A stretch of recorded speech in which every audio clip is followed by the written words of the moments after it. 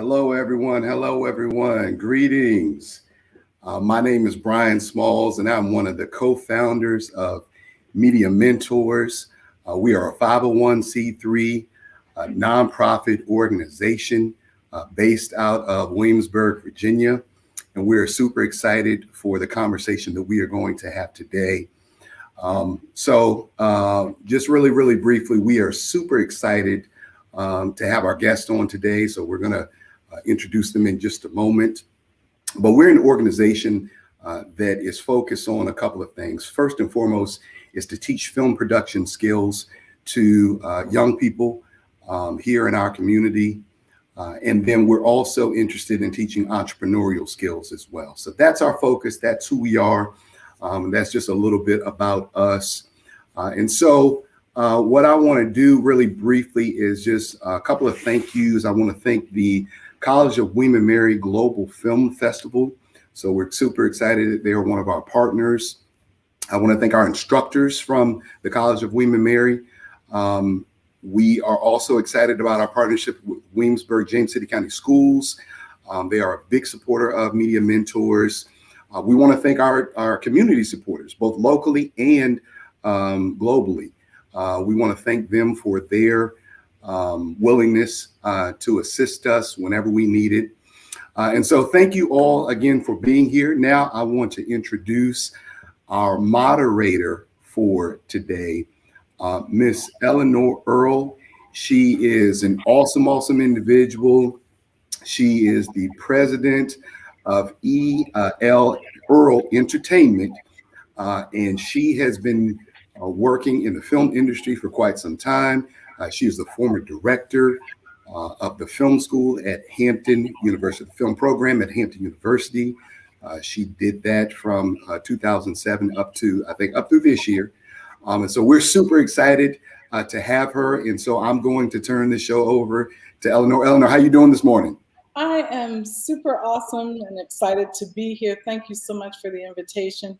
This is great. Let's get to it. I can't wait to introduce this amazing group of trailblazing panelists.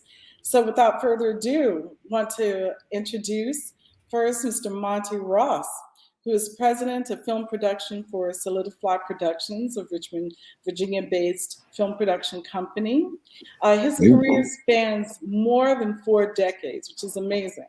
And he's well known for his work as a filmmaker, director, producer, working with acclaimed director Spike Lee to help produce such films as She's Gotta Have It, School Days, Do the Right Thing, Jungle Fever, Malcolm X, to name just a few. We're thrilled to have you today, Monty. All right, happy to be here. Would you just share a little bit about a bit more of your journey and some of the things that you're working on now even? Yeah, well, one of the things about being on a show like this is that, you know, I'm amongst some of the best people in the business. And that it's been very evident, you know, not only today, but also throughout my career. I think I've been very fortunate that even when I was in college, you know, still trying to figure out what my career goals were going to be. And at that time, I was an actor and I was pursuing acting. And I happened to this day, I don't know how this all happened, but I happened to be in the company of Samuel L. Jackson. I happened to be in the company of his girlfriend at the time, LaTanya Richardson. Bill Nunn, you know, was there. Angela Bassett would come and visit on occasion. And, you know, her boyfriend at the time was Kenny Leon. And so these people now are very well known in the business. They have, you know, contributed a lot. You know, we miss Bill, he passed, but, you know, that was the start. And so throughout the entire time of my career, I've been around really great people doing really exciting projects. And I guess my buddy Spike was one of the people that even in college, again, I met him in college. And so from over 40 years of being involved in film and television, you know, it all started with the sit-down talks that we had at his grandmother's house, you know, Zimmy Shelton. And she always said, take care of each other. And so that was the mantra there. But in going forward, working with BK Fulton, I got a chance to meet Adam Leipzig. Did I get your name right? I hope I did. But anyway, getting a chance to meet him and them, and now, you know, taking those lessons that I learned at 40 Acres and then bringing them to Soulidifly Productions is where we are. It's a very vibrant company. You know, there's a lot of room that we're doing. We're not only doing film, but we're also doing, we have a great magazine, Soul Vision magazine. You know, there's television. So there's a number of things that are happening there. And again, it's all because of the relationships and working with very, very good people who are good at what they're doing. When you combine that effort, that's where the real magic begins to happen. So I'm very blessed and very happy, and happy to be here and share my information. Awesome. It's wonderful to have you. Thank you. And next up, we have Adam Leipzig. He is CEO and founder of MediaU, an online film school based in Los Angeles, California. Not only has he produced Hollywood films, he's also a former Hollywood executive, having served as vice president of Walt Disney Studios and president of National Geographic Films. He's also been a major supporter to Media Mentors. I know they're very appreciative of that support. And we're just really thrilled to have you here today. Can you share a bit more, same deal as Monty, about what you've been doing? Well, it's so great to be here. Thank you so much for having me, and hello to everybody. Over the past couple of years, I have reduced my time producing features and documentaries. And as you know, or if anybody has Google stalked me, I've done about 35 features and documentaries. But I've reduced my time from producing specific projects to focus on launching MediaU, which is online accelerated education and training for content creation, filmmaking, and television that is accelerated, fast, super affordable, and really, really practical. Because we believe that creative people should be able to pay the rent and put food on the table with their creativity. And we are doing everything that we can to make that happen. And we have a bunch of courses up now, more to come. And it is a great pleasure to be here with this amazing group of people, Dr. E. Oh, wonderful. And that sounds so exciting and timely, MediaU. So it's wonderful. Looking forward to talking about that more, along with all the amazing work you've done to include March of the Penguins and Dead Poets Society, and we can go on, and we will a bit later.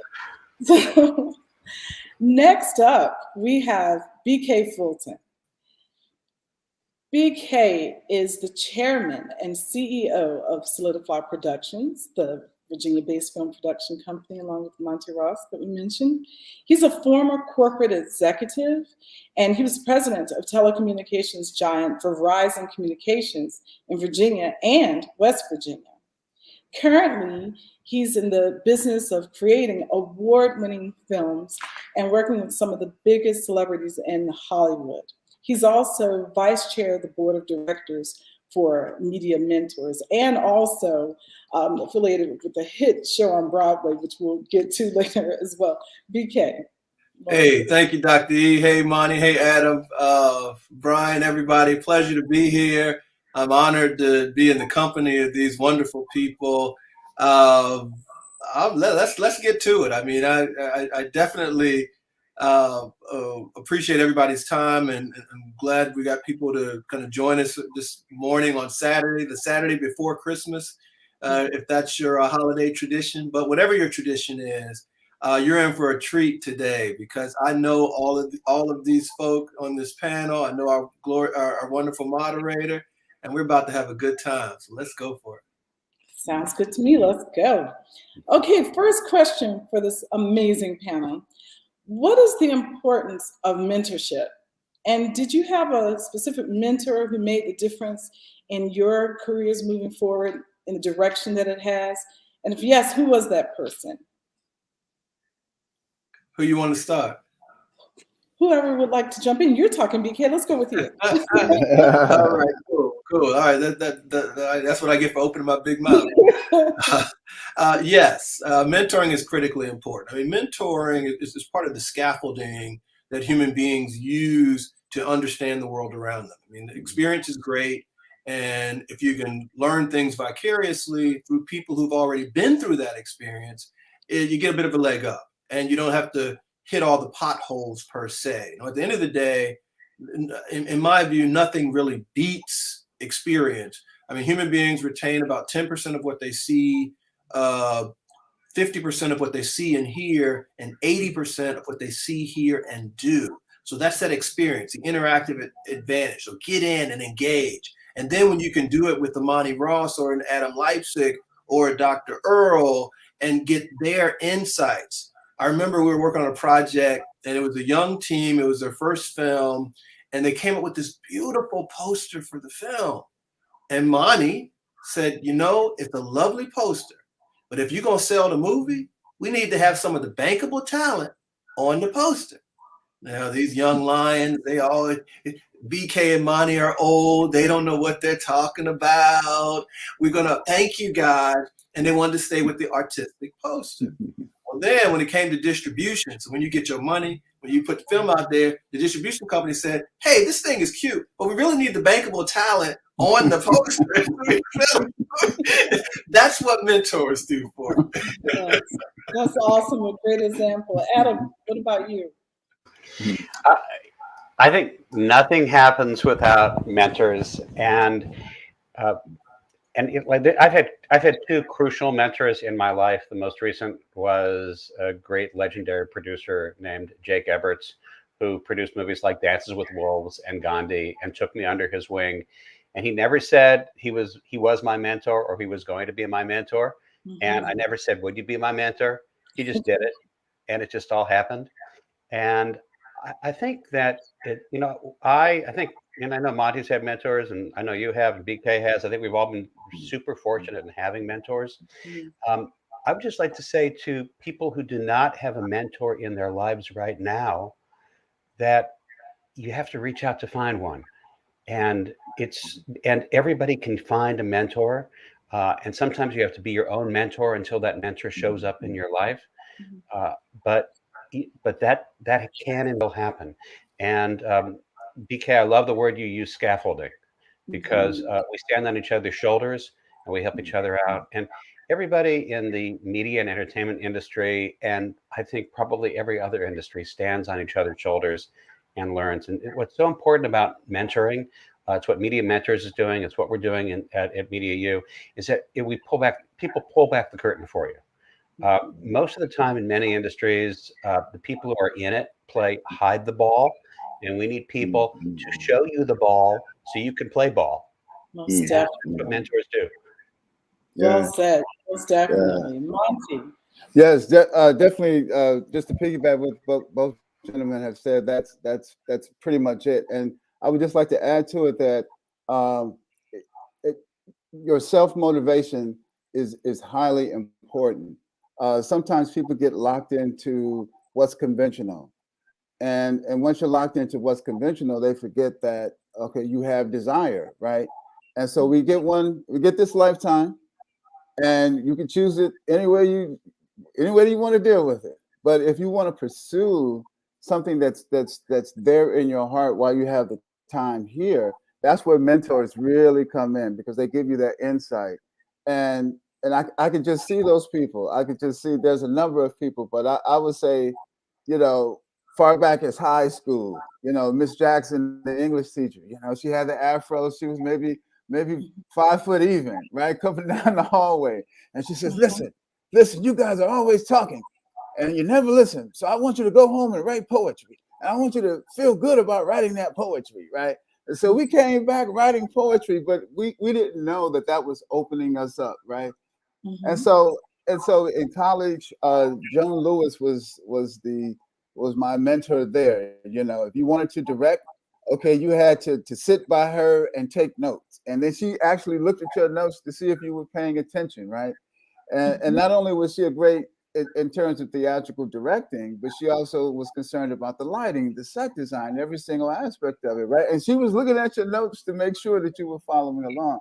So I've had those type of mentors. And in film, it was Dr. Herbert Eichelberger, at Clark when Spike and I went there. And just and just afterwards, I would say two of my biggest mentors was a guy by the name of John Killick and Preston Holmes. And I have spent so much time in the real battle of making a film, whether it was Do the Right Thing, whether it was School Days, whether it was any one of the films that we did with Spike with those two gentlemen, because excellent. Oh my God. I learned so much with them. and it, like Adam said, it was never an official thing. Sure. I could ask a question. They're like, "Oh, come on, sit over." Yeah. Okay, because so sometimes you identify your mentors yourself, but like you said, it's not like an official formal thing where you go, "Oh, right. Yes, you're going to be my mentee, I'm your mentor." But sometimes it is that way. But nonetheless, it's wonderful that Media Mentors has focused in on this great need. And it's providing opportunities for young people. So excellent. Thank you, you guys. So next, this is again for the entire panel, but I'll go ahead and say ahead of time, Adam, you can start with this one if you like. You each, of course, have so many talents and spheres of influence. How do you keep from being placed inside a box as far as these talents and spheres of influence and expertise? And is this an issue specifically? Can you think of one time where you faced that someone was trying to do so? And how did you handle it? What was the ultimate outcome? Yeah, well, boxes are external. They're not internal. And as long as you don't put yourself in an internal box, a lot of us and a lot of creative people have a joke, because if you ask a civilian, by which I mean a person who's not in the creative industries, what do? It's like a one-word answer. I sell real estate. I repair cars. But if you ask a creative person, what do? They will go on and on and on for half an hour, because we do so many things, right? And it's like, okay, it's enough. I'm gonna get a glass of water now. So I think that the key for me has been amongst the dozen things that I'm always doing, figuring out the focus of what's the most important to do at a given moment on a given day, to be able to keep pushing them forward. And you're very generous to say that I have many talents. I actually do not think I'm either the most talented or the smartest person in the room. I'm just the most persistent. It's like you cannot, you can knock me down, but I'm getting right back up. That's awesome. I'm just going to keep going. And I think persistent. There have been movies that have taken me 10 or 12 years to get made. And it's just about that persistence of blowing on the embers when everyone has walked away, and keeping that ember glowing day after day, year after year. Love that. Yeah. BK. Hey, no, I definitely like that. Shoot, I was writing some else things down, Adam, but it's absolutely right. The box. I mean, so when I was running the communications company, people, thought that that's what I did. I ran companies and did the telephone guy.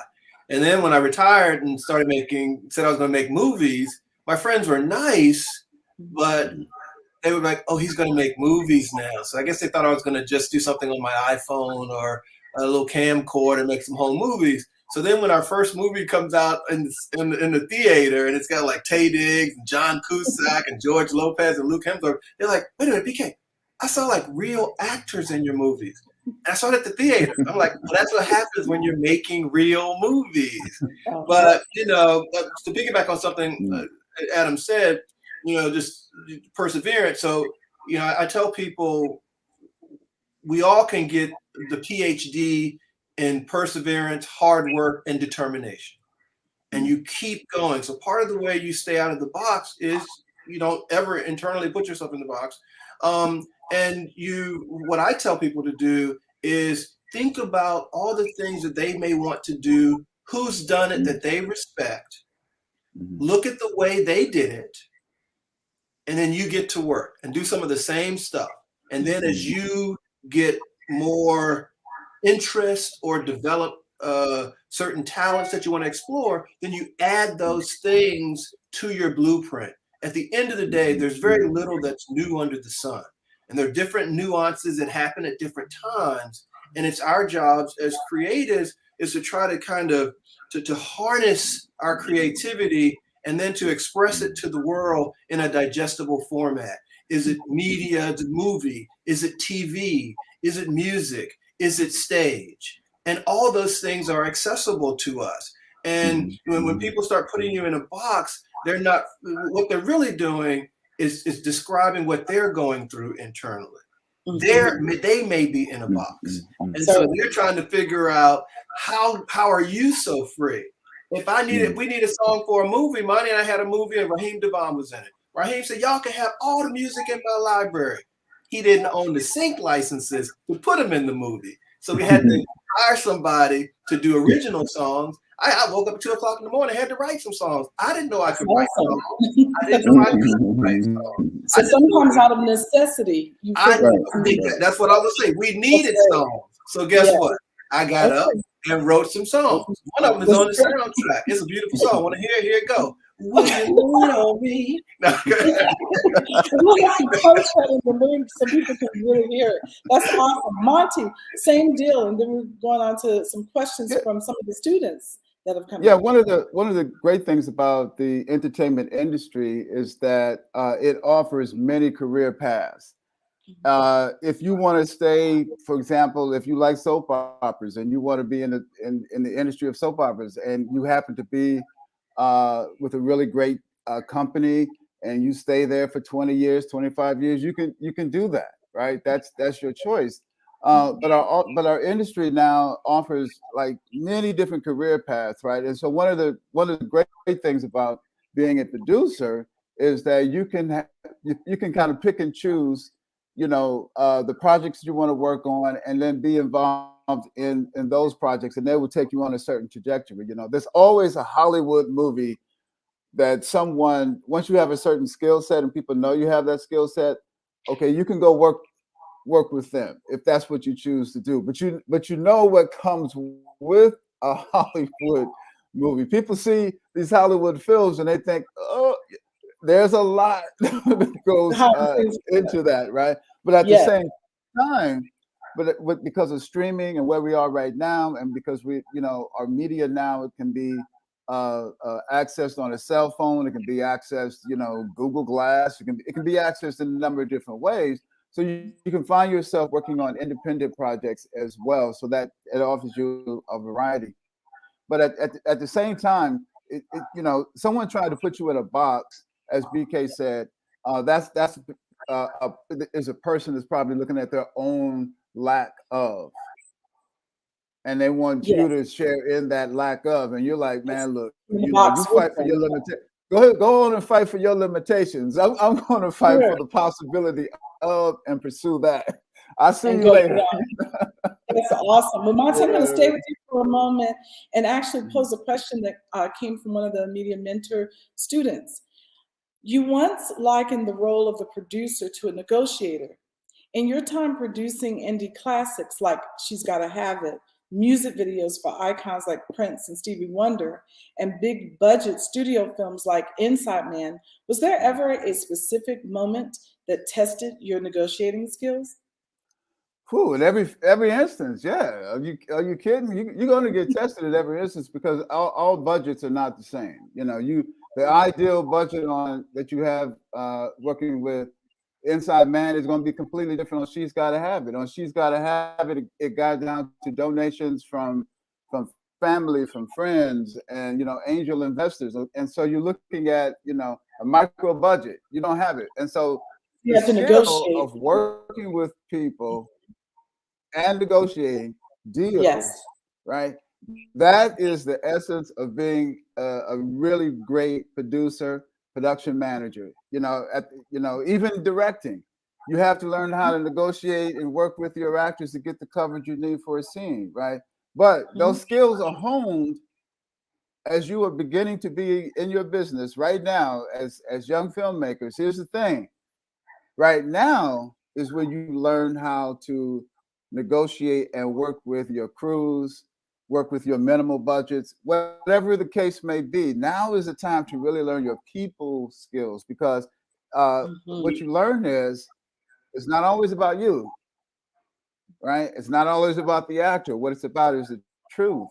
What is the truth that's actually going to be, that needs to happen here, that we can both agree on, that's going to allow us to be and present the idea that we have, right? That's Whether it's our great. contract, or it's our Mhm. contract with each other, or whether it's the concept of coverage for the film, or whatever we're doing, whatever aspect it Loving that is, project. you know, what's Exactly. going to be the truth of this moment that's going to help us both reach our goal.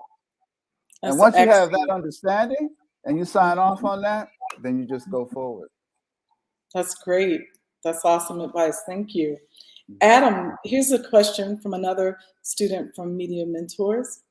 In your role as a Disney and National Geographic executive, you were instrumental in greenlighting culturally impactful films such as Dead Poets Society, Honey, I Shrunk the Kids, and March of the Penguins. What process did you have for selecting the right stories? Because these truly were the right ones. You know, it's really personal, and every one of those three examples are projects that nobody else wanted to make, that everybody passed on multiple times, if multiple studios passed on multiple times. People laughed at me and derided me for championing them. So it's very personal. But I don't think that I feel that I'm very much like other people. And if something moves me and intrigues me, it will probably intrigue and move other people. And generally, the people, those who told me I shouldn't do it, were thinking about it from, well, it doesn't make good business sense, but it just really, moved me. I remember with Dead Poet Society, there was this fabulous meeting with the head of marketing, and that project had been passed on by every studio in town 3 times. The head of marketing, finally, we made the movie. The head of marketing calls a high-level meeting and says, "Look, we got 3 problems. The first is, you got to change the title. The first is dead. Nobody wants to see a movie about dead people. And the next is poets. Nobody likes poetry. And society, that sounds like people sipping tea with their little fingers up in the air. Nobody's going to go see that movie. Change the title." It's like, no, but thank you for your opinion. Okay, good for you. And it worked out, right? And it worked okay. Quite well. That's awesome. Thank you so much. BK, here's a question for you from a student. Okay. You once stated that early on while at Virginia Tech, you created a 50-year plan of what you wanted to accomplish. And after being CEO of Verizon Mid-Atlantic and launching a multimedia production company, to name a few career highlights, we think it's safe to say your plan is going well. How do you effectively map out and execute career objectives the way you have? Wow, that's a great question. And I'm just impressed that they found that story about my plan, because I didn't say it on this call. But I love it. So it's a very good question. And the way that I did it and the way that I advise people to do it, and I like to keep things simple. I don't, life is complex enough, so I don't need to add to the complexity. So often, if it's something I want to do, one of my first stops is who's already done it. Has anybody done it? And if so, who? And then I see what they did. And so in today's world with the internet and social media and high-speed connectivity, you can find pretty much anything. And you can go to YouTube videos and learn how to do stuff. So what I would do is find out, who created a movie company. And I came across Spike and Monty. I didn't know Monty lived in Virginia. That was amazing. And so a high school friend connected us. But I read biographies, especially for people I respect or in areas where there's something I want to do, and I see what they did, and I literally write it down. Okay, so I usually do 3 or 4 people, and I put down the common things that they did. So all the people on my blueprint went to law school. So that's why I have legal training. All of them worked in the Northeast at some point. So I worked in the Northeast at some point. Many of them worked at a place called the National Urban League. Guess where I worked when I finished graduate school? The National Urban League. And so I didn't create a whole new blueprint for myself probably until later in my career, when I got to the success that I thought I wanted, and then I wanted to do more stuff. So movie stuff, partner with Monty, partner with Adam, who was also doing movie stuff, and I didn't know all the wonderful things he was doing. So he's pulled me into a project that we're working on together to create this wonderful MediaU, and it's fun. It's one of the things that I enjoy. So the way you measure it is you write it down and you go back to it every now and then. I keep my blueprint in a drawer. In this wood chest behind me, there is the top drawer I can pull out is my plan, my 50-year plan. There is one box left to check, one box. And I'm creating a foundation called Rising Sons and Daughters that I can pour into young people, especially those in the middle, because a lot of times our society helps the very highest achievers, and we some what we call remedial programs for the people doing the worst. We don't help them enough. But the kids in the middle, we assume they're going to be okay. I was one of those kids in the middle. I almost flunked out of school. I was playing ball and chasing women and, not studying so good. And then I went to the library and I started reading about Granville T. Woods and Lewis Latimer, Benjamin Banneker, Albert Einstein. And I started looking at what they did. I was like, wait a minute, I can do this. That's great. And so I went to the probation list. Hold on one second. Went to the from the probations list to the dean's list to the board of directors of Virginia Tech, and realized that if I could do it, anyone could do it. And so we got to a place where I said, all right, let me check these boxes. And now I'm about to create another plan, another 50-year plan for the rest of my life. But I spent my first 50 doing what I was trained to do. And now I get to spend the rest of my life doing what I believe God made me to do. Oh, amazing. Thank you so much for expounding upon that vision that you had of the 50 years of life, and that you have one box to check and then you're starting a new one. I love it. I love it. I love it. Yeah. Can I add just one thing to what Adam said? Okay. So what Adam didn't tell you is that his ability to select an actor called Robin Williams in Dead Poets Society. And there's a process in Hollywood studios where you have screenings, and those screenings go out before the movie is released. It goes to different cities, and there's people who do this meticulous planning, et cetera, But when you look at the actors who were in that movie, and you look at Robin Williams at his best, and Robin Williams was able to capture, the essence of this teacher. Okay, the thing about that teacher that we connect with as an audience is that, man, I want a teacher like that, because look what I can learn, right? And so sometimes marketing folks only see what they see, because they're kind of like, we talked about that box. So they're in their offices, they're in that box, and a lot of times they're on the top floor of a major skyscraper, and all they see is the top of LA, and that's good. But a lot of times when you're on the ground, and you go really be with people at those screenings, and you hear people like really laugh at the screen, cry, whatever it is. Honey, I Shrunk the Kids is perfect for that suburban mom and dad. Like, oh my God, So being able to not only pick the film, but also to pick the cast and the crew and the people who are going to work with it. And I just want to add that to the young people, young filmmakers. A lot of times when people reject your project, also understand that there may be that hidden talent. There may be that actor, that actress, that cinematographer, that person in set design, etc. That when you combine all that energy and talent, what was on the page now all of a sudden comes alive, and you give it to a really great editor. Oh my God! Then you get the sound department to come in there and do their thing. Music comes in. Now you have a wonderful piece.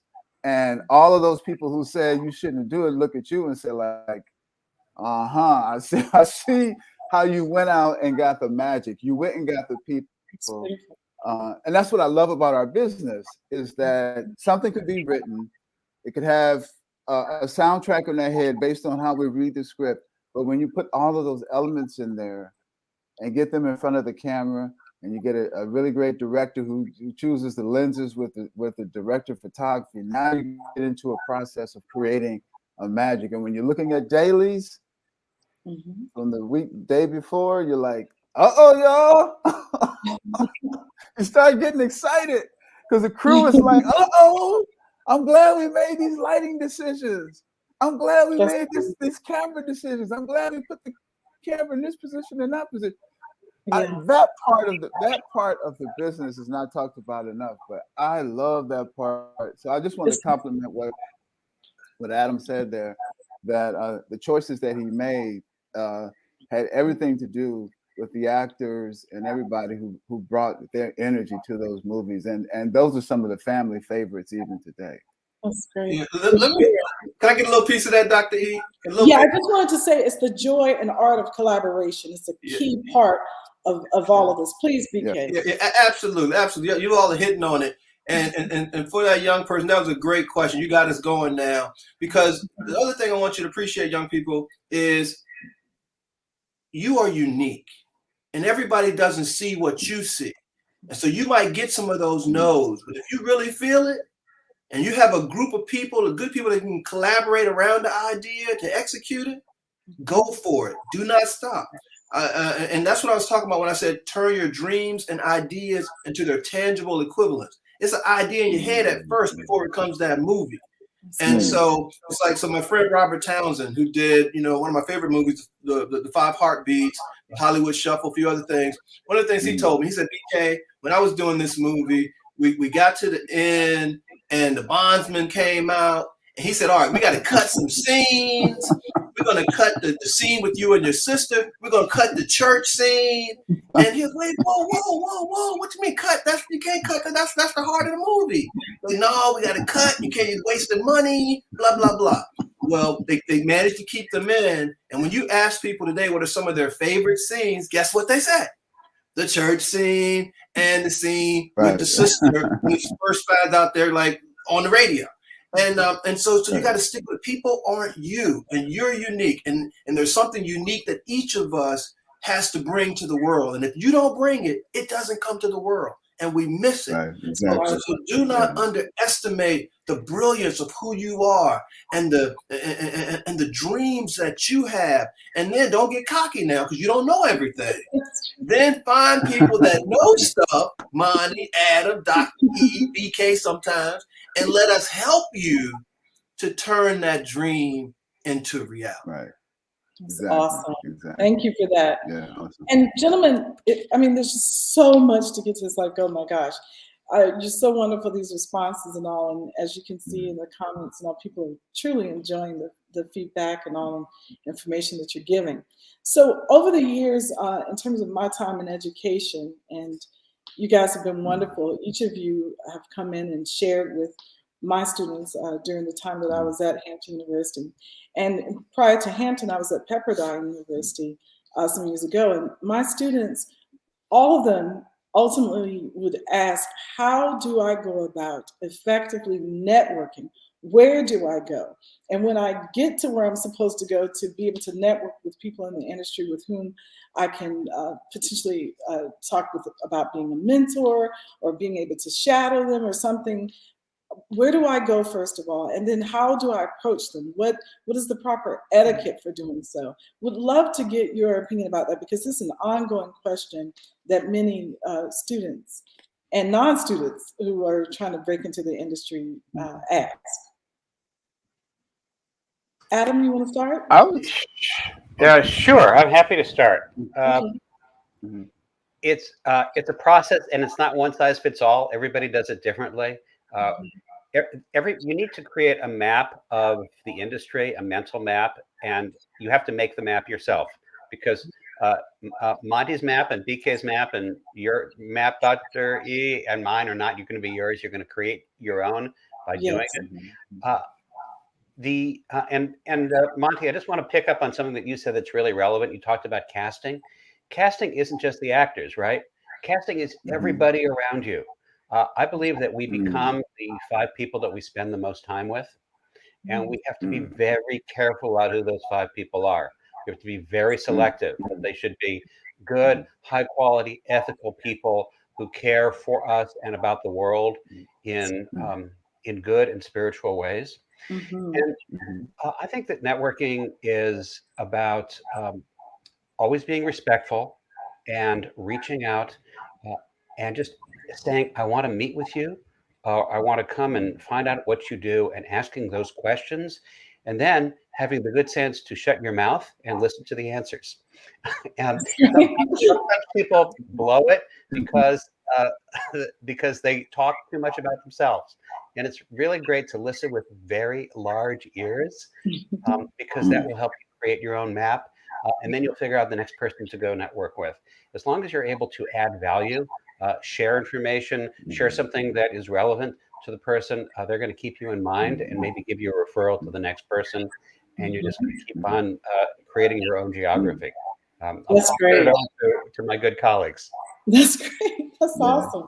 Yeah. Monty. I was. Yeah. I would say that one of the first things that you have to do is create a entertainment calendar for yourself. Get a subscription to Variety Magazine, Hollywood Reporter, and really map out the industry that you're trying to get into. You know, you have to know where the buyers markets are going to be. You know, what are the main festivals that are going on? What are the main networking opportunities?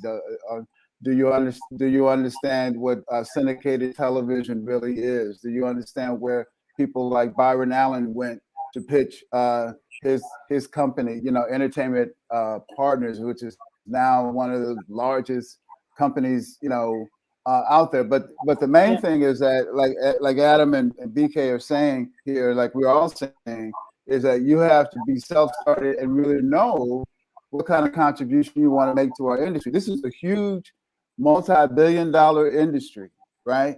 And it's not going on anywhere. It's what we do, right? And so the industry is always going to be there. You have to figure out what your talent is first, and then how to hone that talent, right? And then when you attend these networking events, as we said, listen a lot, but at the same time, what is the contribution that you want to make in the industry? Because you may be third in line, fifth in line, seventh in line, and you may be a gaffer for many years. But while you're on the back of that truck as a gaffer, right? Whether it's a small van or whether it's a large 5-ton, 10-ton truck, and you might be that fifth gaffer, but do you know all the equipment? Because when you begin to work your way up and you become the DP, right?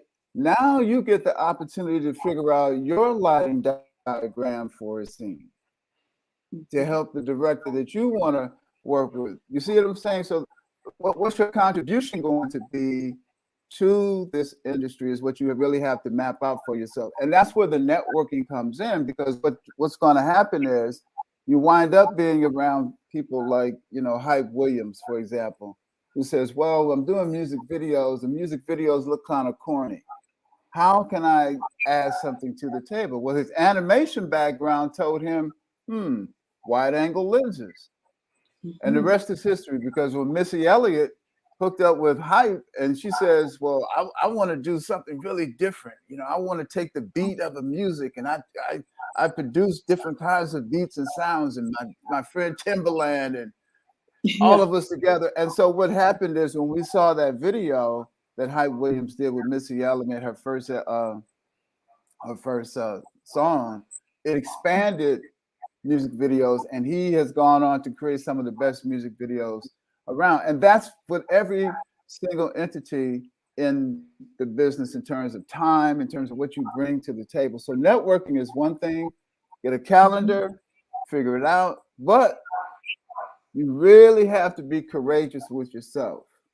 What is the contribution you want to bring to the industry that's going to make the difference? That's what you really have to me, that's what you really have to think about. Otherwise, oh man, you're gonna be spinning your wheels.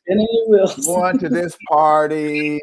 And then your parents are calling you, what's up? Oh, well, can you wire me some more money? Oh my God. And then you find you start finding yourself in all of these crazy predicaments, because you don't have that single focus of what you want to contribute to the industry itself. And you see, that's when the networking pays off, because when that project comes to the marketplace and everybody's like, whoa, who did that? It's because those filmmakers wanted to make that contribution. The Harder They Fall is a Western, but the nominations are going to pour in for that film because that's the first time we've seen a Western in that regard, you know, featuring a large cast of African Americans, but both in front of the camera and behind the camera and producing, right? Yes. But again, it's because they wanted to bring a different feel to a Western that we hadn't seen before. So it was the contribution that everyone wanted to make. That's what makes the difference. Monty, I don't know if you can see this on screen here, but R. Cadell Cook says, know your value, contribute, and become irreplaceable. Great advice, Monty. Oh, okay. Yes, that's what he is. So now to you, BK, to wrap us up with this particular question. Oh, right. And the question was about how to build that network, right? Just to make sure I got it down. Okay. Well, yeah, what my colleagues have said, all said really great points, and I align myself with what they've shared. I'll just kind of summarize. So one of the places that you go if you want to build relationships in this business is you go to festivals. You go to places where filmmakers gather. So in your town, there may be a producing organization that you can join. Professionally, we call them affinity groups. And so you join your producers association in your local area. There's a nice one here in Richmond that Monty and I often speak at. I'm a member of the PGA, the Producers Guild of America. And so you want to know something really cool, and Adam helped me with that, but you want to know something really cool? So about this time every year for the rest of my life, I get movies. I mean, I just got House of Gucci, 007, Respect, Dune, you name it, it shows up at my door, and it's because you're part of the club. And it's just these little tchotchkes that come with being in the industry. You know, we vote on things, and so people want us to support them for the Academy Awards and things like that. But the point is, you've got to plug in. And also, let me be very clear about this. You have to be that cat that you want other people to be. Sometimes we want people to help us, but then when it's our turn to help, oh, you done got too big now. You don't have any time now. No. Right. Build your reputation. People come to Soulidifly because they know that we put in the work. We'll put money in, we'll put the work in, we have a good production network, we get it done. All of our films get distributed, all of them. And that's unusual for independent. And what I tell people is you got to decide to be great. And if you can't be great, do small things in a great way. That's awesome. That's good. Yeah, yes, awesome. Yes. And Noah actually pointed out that this doesn't just apply to filmmaking. You can apply these principles to any vocation in the area of interest. That's really great. At this time, I would like to point out to our wonderful audience, hi, you guys. They've been actively chatting and all, and very shortly, you guys will go into a Q&A segment to round out this wonderful panel that we're having here. But first I am going to, so you guys go ahead and prepare your questions and put them in the chat if you would, while we deal with this next question for you guys. This is for the entire panel. And I want you to really think deeply. Okay, going deep now. I'm going to get into a little psychology. But no, I'm joking. But okay, so if you had a chance to go back in time, you've heard this before, to speak to your younger self, long before the many accomplishments you've achieved in your respective careers, what advice would you give yourself, and how might that advice change where you are in your career now? Ooh, BK's got his hand up. Yes, go ahead. Hey, put me in, coach. Put me in, coach. The reason I'm thinking deeply about this, but the reason I have my answer at the ready for you is because I just was asked this the other day, honestly, and then I've thought about it since, and I'll give the same answer. You know what the answer is? What would I do different? Eat more vegetables. Is that right? Eat more vegetables. Here's the deal. Career-wise, I'm where I am, and I enjoy this place. I've met the people I've met, so I don't want to change anything and mess that up. But I'm thinking I could eat more vegetables, and it'll help me to live longer. Because what happens is when you come into what you're going to create, the network you need to build, the instrument and tools you will use to express your creativity, then what you start asking God for is more time, because you know how to do stuff. You know, you notice you see a lot of gray hair on the screen.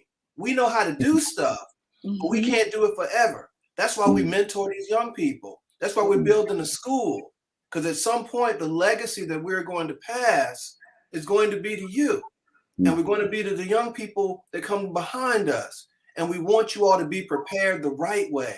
We want to embrace your passion for creativity, embrace your passion for artistic expression, and then pour it in the vehicles that can generate a livelihood for you and your family, and also to tell the stories that need to be told so that the human family can work better together and love each other more. And the work that we're doing, it's a lot of love in it. It's a lot of love. We volunteering this morning, but we love it. And we're having a good time this morning because we love it. We like being on the panel together because we love each other. And so eat more vegetables, do the healthy stuff. You know, I know y'all, McDonald's is one of our advertisers, so I did have some pancakes this morning, but to support my advertiser. But for the rest of the week, it's going to be oatmeal. Monty's teaching me to do turmeric smoothies. but living your best life is in part putting good things into your body and your soul.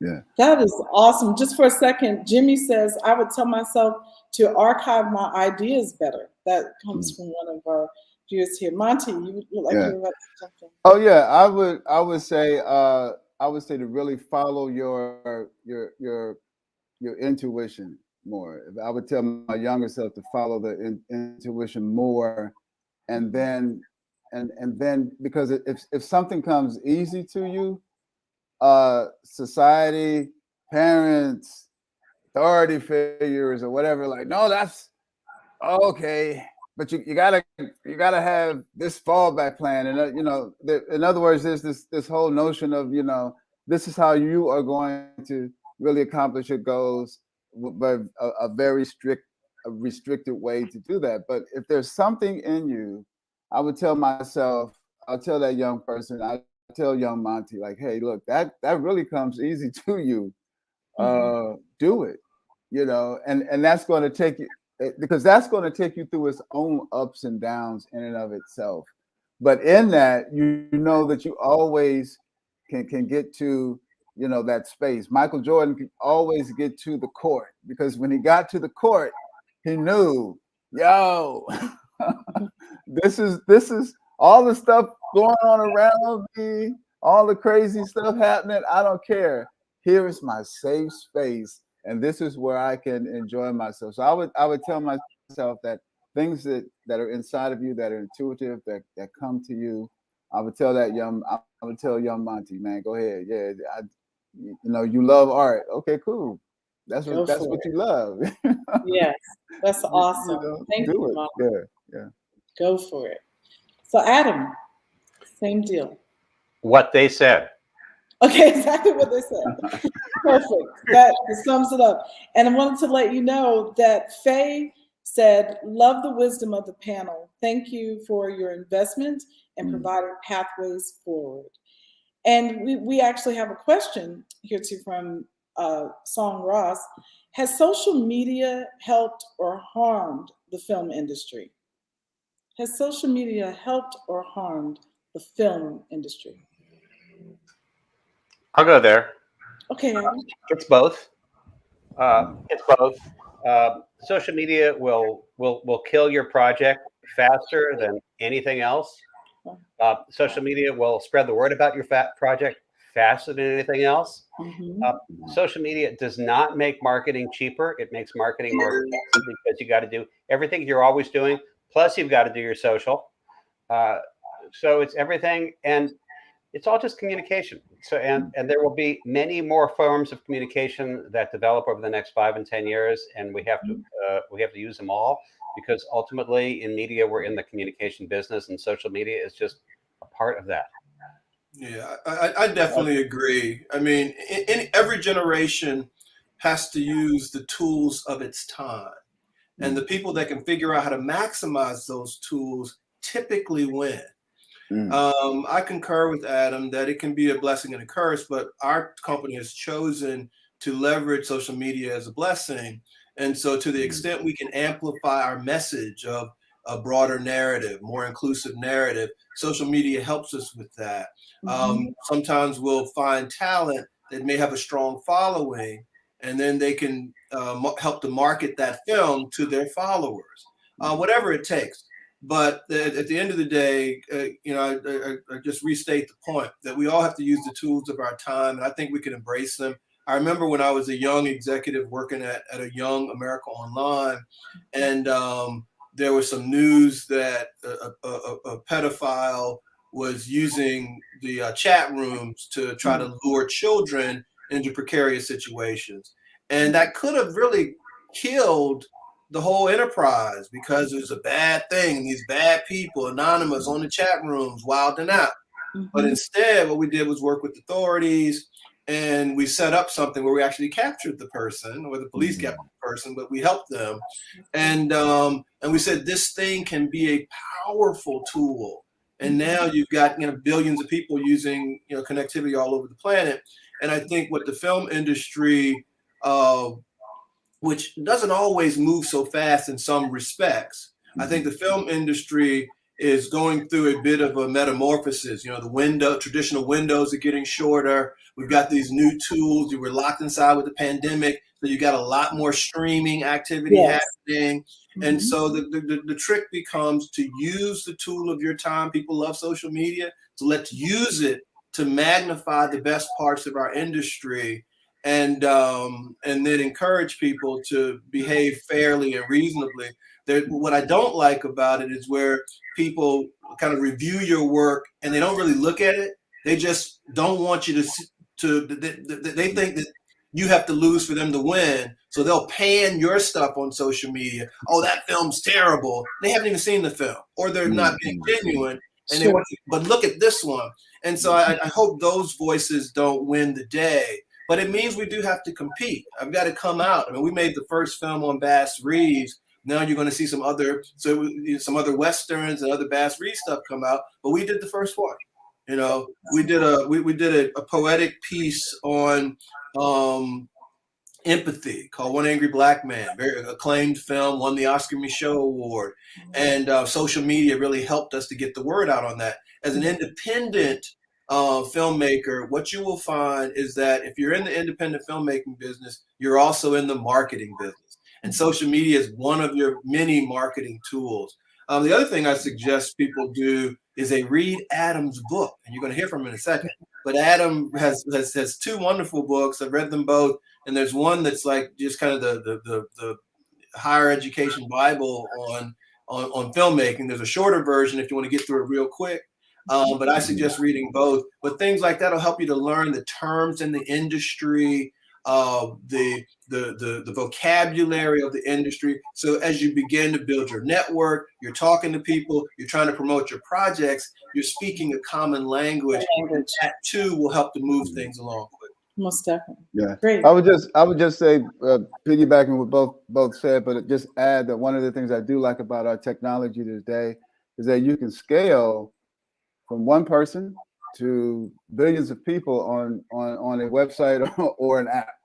And you can hire a great IT department. You can hire wonderful people to help you micromanage, all of those realities that are happening, simultaneously, so that we're no longer just, laden by just, one particular way to reach our audiences now. But you could, if you have the expertise in that regard, you can scale, like I said, to multiple realities all at once, and be a vibrant company, in that regard, helping your customers and helping your fans on your site, micromanage their time and really reach their goals and objectives with the content that you're presenting. So this is really an exciting, time that marries the social aspect, but also the technical aspect, as well, because you can scale to thousands of realities happening simultaneously, and that's a really super duper aspect of where we are right now. That's great. And Media Mentors has placed the name of the book here on screen for everyone to see, Filmmaking in Action. So make sure that you get a copy of that, and all of your answers here are excellent, gentlemen. I want to point out that Anne in the chat has pointed out that the audience for today does include students and young people, but there are also some wonderfully mature individuals who've been working in the industry and all, who also jumped on today to be able to hear from you guys as well. So you can see the note here, super valuable sharing. I know that Adam, BK, and my homie Monty are directing remarks to the young folk, yet there's a lot for us mature folk to hear as well. So, and there are many. Tamika Winborn is also on today. Hi, Tamika, and saying thank you for the advice also. Now, on to the next question. What we're doing, yeah, Tamika says, I agree with Ann, advice for mature filmmakers. So ultimately, we are at 9:01. I've been told that we are going to continue forward for just a bit more. Let's see. Inside Track for Independent Filmmakers also is the book that Adam has written, and that is invaluable. So make sure that you get both of those. Again, Inside Track for Independent Filmmakers as well. Looking forward to hearing more. We're going to do this again, I'm sure, but let's get a few more questions here. This is from Noah. Are you ever randomly hit with a really good idea? If so, what's the first step you take to turn the idea into something tangible? That's Noah. Okay, I'll take that. Okay.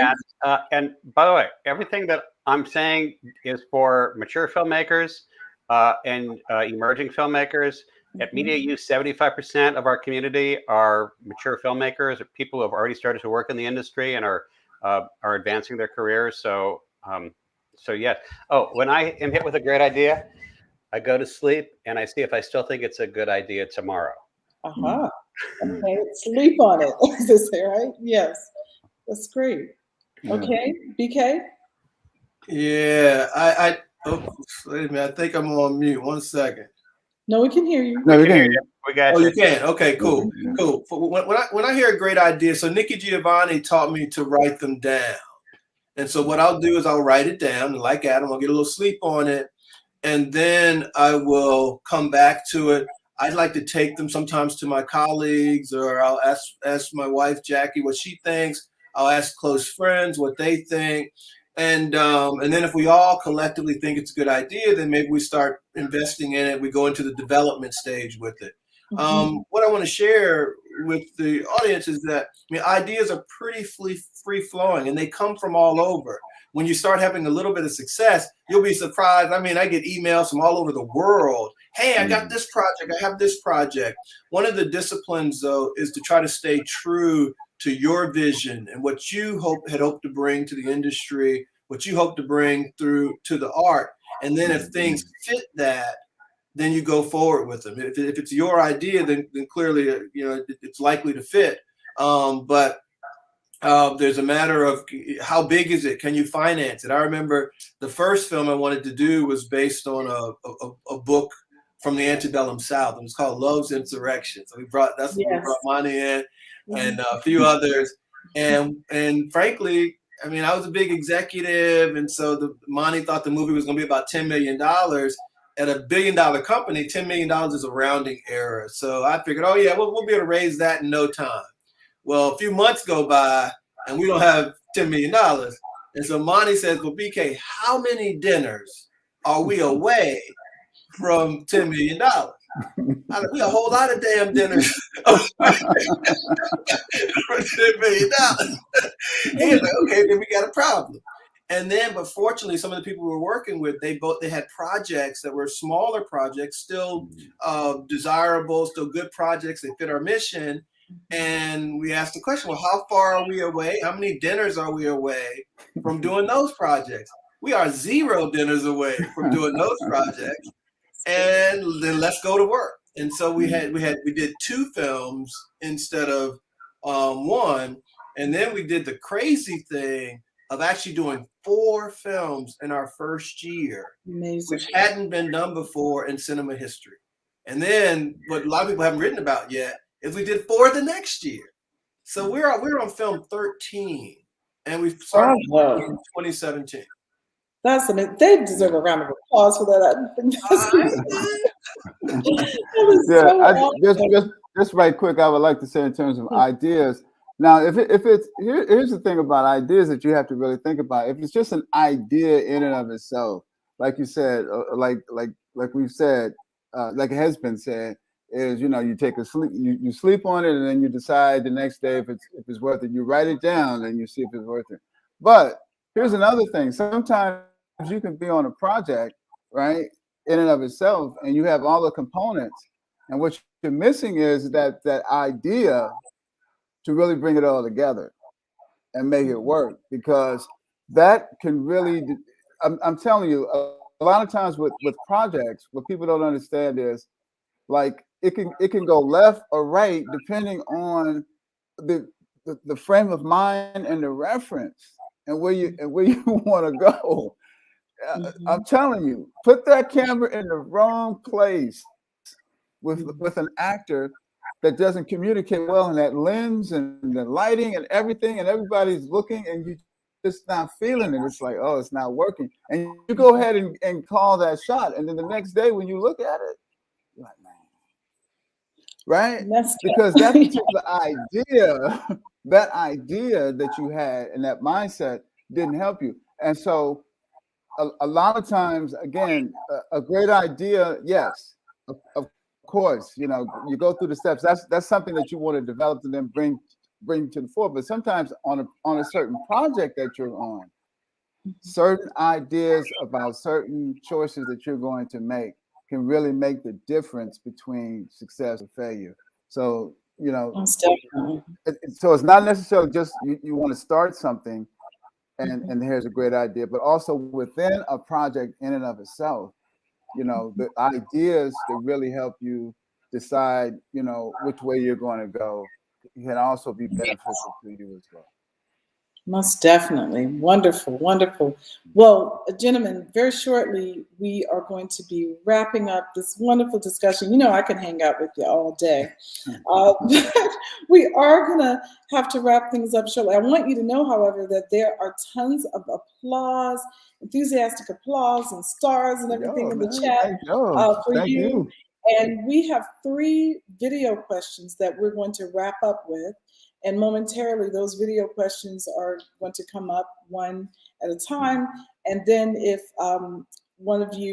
each of you will take one of those questions, we'll go in the order of BK, Monty, Adam. How about that? So in the order, there are 3, and we'll start with BK, then Monty, then Adam. And then we will have Brian Smalls come back, and we're going to wrap for the day. So we can go ahead and cue the first video, gentlemen. Thank you. What's the hardest thing about making a movie? What's the hardest thing about making a movie? Wow. Initially, I'd say pulling together the resources to do it. There are a lot of challenging pieces, kind of pulling together the team. I mean, at the end of the day, we got a script, a director, a cinematographer, and a little bit of capital, you can make a movie. I mean, I'm told that Steven Spielberg would go around early on and just kind of film stuff on the camera, and somebody noticed him and he got a shot. And so our experience has been, that getting the capital to make it and to promote it. If there's one big lesson that I've learned is that, now that I've got pretty good at putting together a team and creating a product, it's how do you get it out to the masses? Because there's so much content and so many choices in today's world, so many channels, so many things to compete with, that you've got to get it out and people have to buy it and check out your art so you can do it again. And so for me, I've become this student of marketing. Initially it was getting it done, getting the money to get it done. Now my biggest challenge is after you've got it done and you've got this beautiful little baby that you love, how do you introduce it to the world so it can get the support that nurtures it so you can do it again and again and keep telling your stories, expressing yourself. So I think at this juncture for us, as a fairly mature independent film company, it is now getting the marketing and promotion. And somebody just put it up, Red Cook. Yeah, it's called distribution. That's the technical term. And we had AMC wanted to distribute our movies and a few others. And I at the time I didn't really even know the substantial difference between, you know, small release, wide release, streaming, all this stuff. It was like a maze till I read Adam's book, and so it helped me. So now we're getting to the place where all our films get distributed, but marketing will help them to be seen more. People pay for them if they like them, or if somebody like a Netflix or an Amazon or what have you. And then if we can what's called recoup, get the money back that we put in the film, then we can make more. So you know, my favorite part about making a film, a young person didn't ask, but a bonus, my favorite part about making a film is the end, because it's a lot of work. Awesome. That's great. Thank you, BK. Our next video, please. Once you decided to go into the film industry, what was the first project you did, and what steps did you take in order to complete that project? Monty, that's for you. Yes, the first time was as an actor. So I actually auditioned for Spike's thesis film, which was Joe's Bedside Barbershop, We Cut Heads, and I landed the lead role. And then I went to New York City to do the movie with Spike. We had 1 month to which to complete it. And his classmates came for the first 3 days. And then thereafter, nobody showed up. so not only did I learn about acting and blocking and knowing my lines, I also learned to help Ernest Dickinson, the cinematographer, and one of his Spike's classmates, how to light. Because I would literally sit in a scene, Ernest would light, and then if Ernest needed to make any adjustments, right, I would have to extend my arm and say, move it to the left. I move it to the left, sit back. Okay, looks good, move it back. That's great. Right. All right, take your glasses off. Okay, bet. Right. So I literally learned a lot of the production aspects of what Ernest needed as a cinematographer, what Spike needed as a director. And a lot of times because his classmates didn't show up, but I enjoyed myself, and I just felt like that 1 month that it took us to get this thesis film completed was some of the best times of my life on the set. Even though I didn't know what I was doing, I just felt I was in good hands with Ernest and Spike. I mean, and we were doing little things. One time we went into an alley and we had the production van behind the car that the actors were in, and so Ernest had me holding a light, right? And my whole thing was, he said, I just want you to go like from left to right. Right. And sure enough, right? And so we're in the alley doing this stuff, right? And I'm holding the light, right? And he said, action, you know, and it's starting to rain a little bit, right? And so we completed the scene, but the feeling that I had when I went to sleep that night was that, you know, we were on a sound stage basically, making this film. I'm holding the light, and then when we go to dailies and actually see the scene, it really appears as if the car is actually driving, and that the light, I could see the light as if that particular light represented an oncoming car, et cetera, you know, and all somebody was doing was just bouncing the car up and down.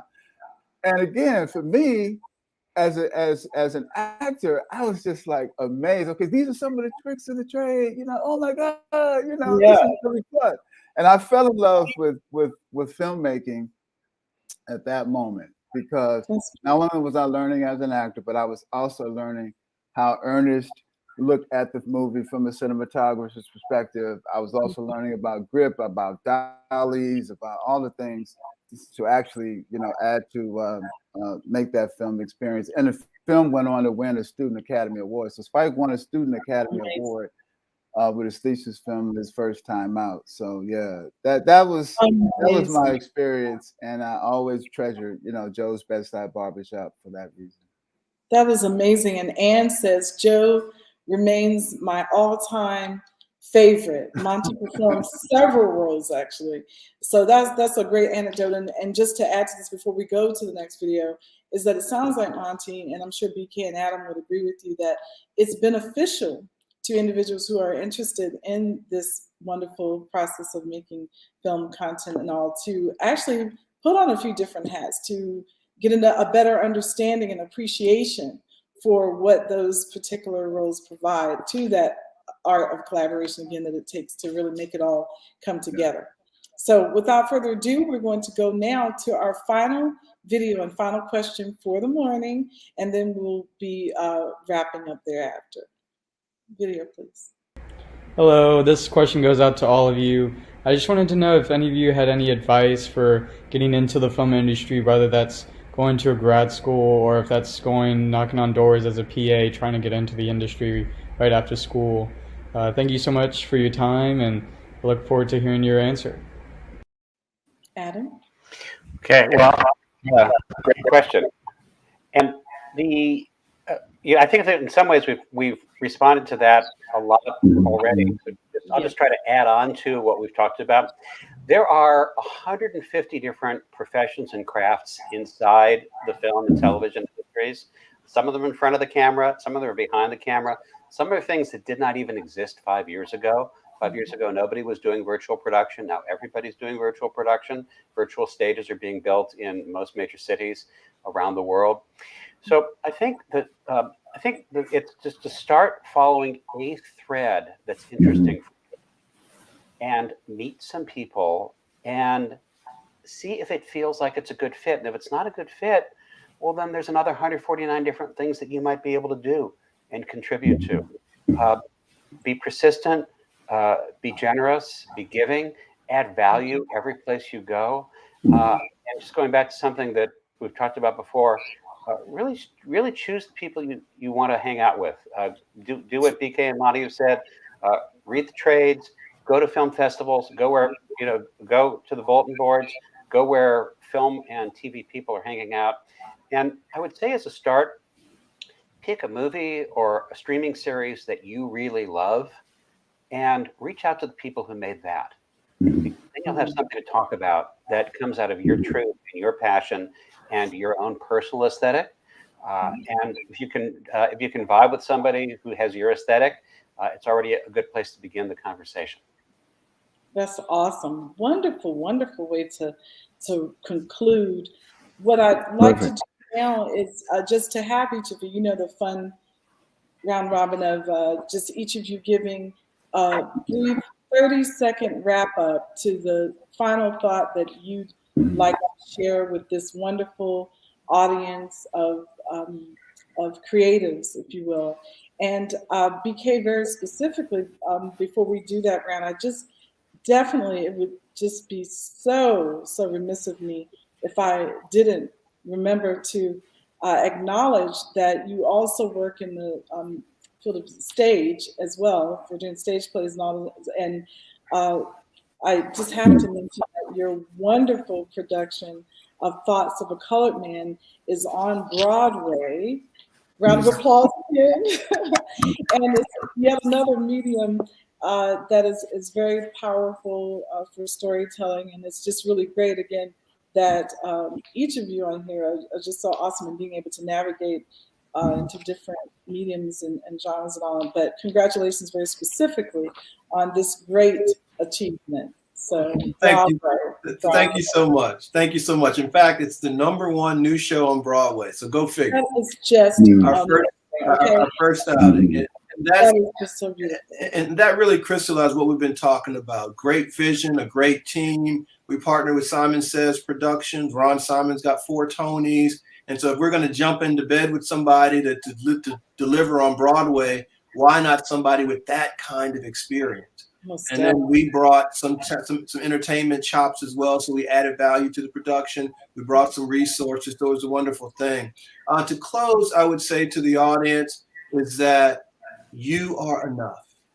That sound in your heart or that buzz in your head, that light that you have, bring it forward. Share it with her.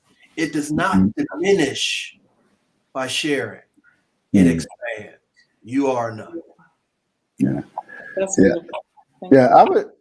I would just like to encourage the audience, everyone, to really understand that where we are right now in terms of content delivery is that you have large Hollywood, you have the large Hollywood vision and the large Hollywood studio, but you also have, people who just want to have a kind word expressed to them, and something small on their daily scroll, because we all scroll on our cell phones, and content is just, a part of that. Whether you decide, well, I'm taking a break from social media.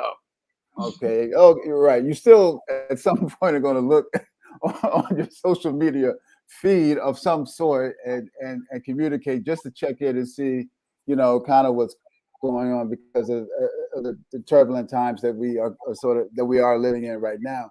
So I would always encourage all filmmakers, that there is a place for you in content delivery. And guess what? There is an audience for you. There's an audience for your content, and don't be afraid to really explore that. There's an audience for your content. There really is, and that's what you have to really understand, is that there's an audience for your content, but you have to believe in yourself and just keep pursuing it and keep going, because you're going to figure some things out, and that's what the beauty of the industry in terms of where we are right now. Lovely. Thank you, Adam. Yeah. Don't do something because everybody else is doing it and you think it's going to be commercial and you think it's going to work and you think other people are going to go get on board with you. Do it because you love it, because it's true for you, because it is your authentic story. What's important and what you really have to offer is your uniqueness, your authentic voice. Media rights are civil rights, and the ability of each of us to tell our authentic stories to the world actually transforms the world into the world that we want it to be. So do it. Amazing. I can't thank you all enough, but I will on behalf Thank of, you. No, thank you. on behalf of Media Mentors, its founder, Brian Smalls, and his wonderful team, to include Mr. Hazard. Thank you so much, gentlemen, for sharing your abundance of knowledge and your wealth of kindness in addition to that with us today. We really do appreciate you. And to the audience, we wish you a very, very happy holiday season and all the best to everyone. Stay safe, stay blessed, and we'll see you another time. All right. Thank you. Thank you. Have a good one.